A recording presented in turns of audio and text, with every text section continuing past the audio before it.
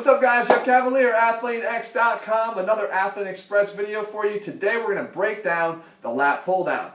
You go into any gym, you'll see guys doing this exercise so many different ways, but there's a reason for that. There's a lot of different things you can do to make the exercise look and feel different.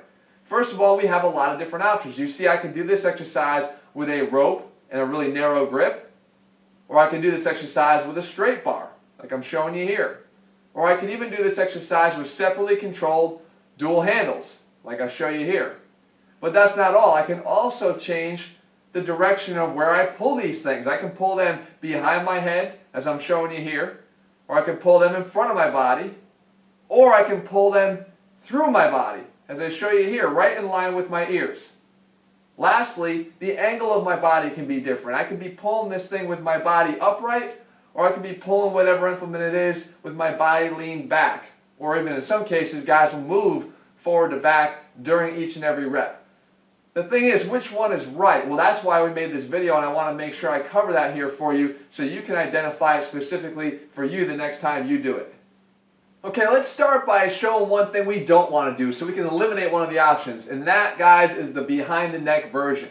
I've discussed before when we talked about the behind the neck shoulder press, the troublesome position that type of exercise puts your shoulder joint in.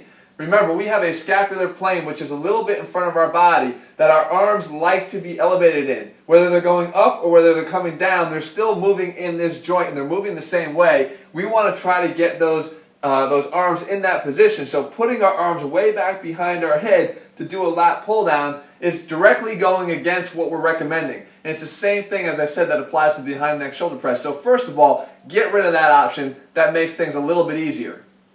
What's left we have the version in front of our body or the version through our body.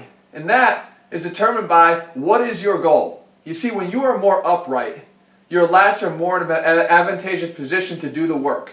Okay? Your lats are going to want to pull down, adduct, bring your elbows down into your body. If we want to get more of the upper and mid back, you can see as I show you here, the upper traps, the rhomboids, the lower traps, all of them are actually doing more work when I start leaning my body backwards. It's almost like a reverse incline bench. If you thought about what the incline bench works, it obviously works right here, about this level of muscle here on our upper body. Well, when we start to do the exact opposite, like we are with a lat pull down done that way, then we're working the same muscles back on the other side around the same level. So we want to make sure that if we're trying to target the mid-back, you do it with a little bit more of a lean-back position. But if you're going after lat size and definition, guys, then you need to be more upright. So that brings us to the third part of the equation here, and that's what bar should you be using, or what attachment should you be using.